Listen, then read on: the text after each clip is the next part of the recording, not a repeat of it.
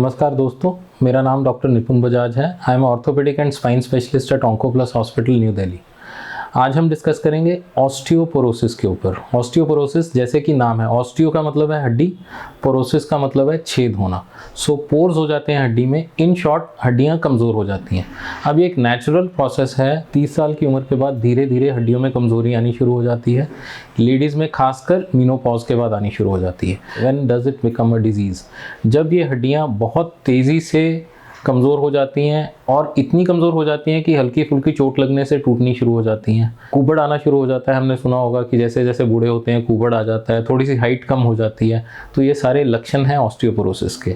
अब इसको जांचा कैसे जा सकता है? सिंपल एक्सरेज, अगर ऑस्टियोपोरोसिस एडवांस्ड हो तो सिंपल एक्सरेज से पता चल जाता है। अगर अर्ली स्टेज पे इसको डिटेक्ट करना है तो एक डेक्सा स्कैन नाम से टेस्ट होता है, डुअल एनर्जी एक्सरे एब्जॉर्प्शियोमेट्री। तो इस पे शरीर के 3 या उससे ज़्यादा भागों को टेस्ट किया जाता है, मेनली स्पाइन को, हिप्स को और रिस्ट को।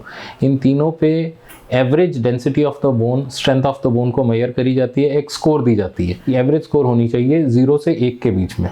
अब जब तक ये +1 और -1 के बीच में स्कोर है, you are within the normal limits. -1 to -2.5 is osteopenia, जिसको कहते हैं कि आपका ऑस्टियोपोरोसिस इनिशियल स्टेज पे आ चुका है। जब 2.5 से नीचे की स्कोर आती है -2.5, तो इसका मतलब है हड्डियां इतनी कमज़ोर हो चुकी हैं कि आपको प्रिकॉशंस लेनी है, स्ट्रॉन्ग मेडिसिन लेनी है। इसको प्रिवेंट कैसे करना है?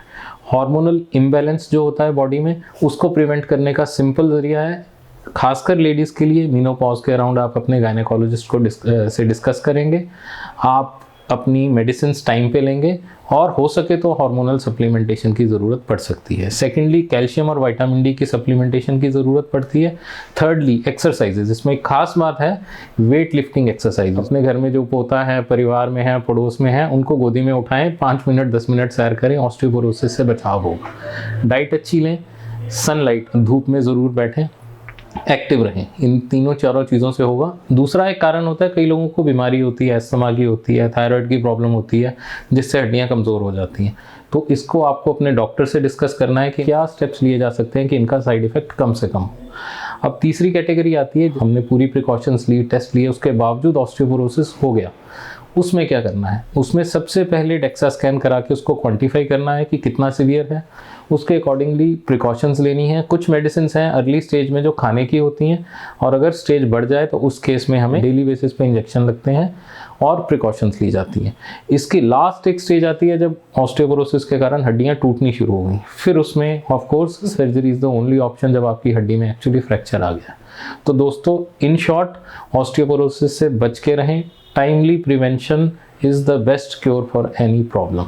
धन्यवाद।